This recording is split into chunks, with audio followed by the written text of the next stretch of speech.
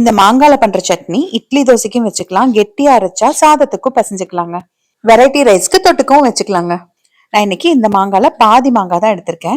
அந்த விதை பகுதியில் இருக்கிற அந்த சதையும் வெட்டி எடுத்து வச்சிருக்கேங்க. சின்ன சின்ன பீசஸா வெட்டிக்கோங்க. 3 அல்லது 4 பச்சை மிளகாய் எடுத்துக்கலாம். நல்லா ஒரு கைப்பிடி கொத்தமல்லி தலை, மாங்காய் எவ்வளவு எடுத்திருக்குமோ அதுல பாதி அளவுக்கு தேங்காய். புளிப்பில்லாத மாங்காய் அதனால இப்படி எடுத்திருக்கேன். ரொம்ப புளிக்கிற மாங்காவா இருந்ததுன்னா தேங்காயும் மாங்காயும் ஈக்குவலா எடுத்துக்கோங்க.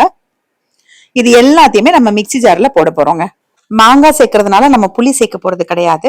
அதே மாதிரி காரம் வேணும்னா உங்களுக்கு இன்னொரு பச்சை மிளகாய் கூட சேர்த்துக்கோங்க. ஏன்னா புளிப்பு எந்த அளவுக்கு இருக்கோ அந்த அளவுக்கு காரம் உப்பும் இருந்தாதான் நல்லா இருக்கும். 1 ஸ்பூன் அளவுக்கு கல்லுப்பும் சேர்த்துட்டு தண்ணி ஊத்தாம நல்லா கொரன்னு அரைச்சுக்கோங்க. இதே நீங்க சாதத்துக்கு துவையலா வைக்கிற மாதிரி இருந்ததுன்னா அப்படியே கலந்து விட்டுட்டு மிக்சியில போட்டுட்டே இருந்தீங்கன்னா நல்லா நைஸ் ஆயிரும். உங்களுக்கு சாதத்துக்கு பிசைஞ்சுக்கிறதுக்கு கெட்டியா இருக்கும். நான் இன்னைக்கு இட்லி தோசைக்குன்றதுனால கொஞ்சம் இலக்கமா இருக்கணும்னு கொஞ்சம் தண்ணி ஊத்தி அரைச்சிருக்கேன். தேவைப்பட்டா மிக்சி ஜார்ல கொஞ்சம் தண்ணி ஊத்தி கலந்து கூட உள்ள சேர்த்துக்கலாம். அவ்வளவுதான், பாருங்க சூப்பரா சட்னி ரெடி ஆயிருச்சு.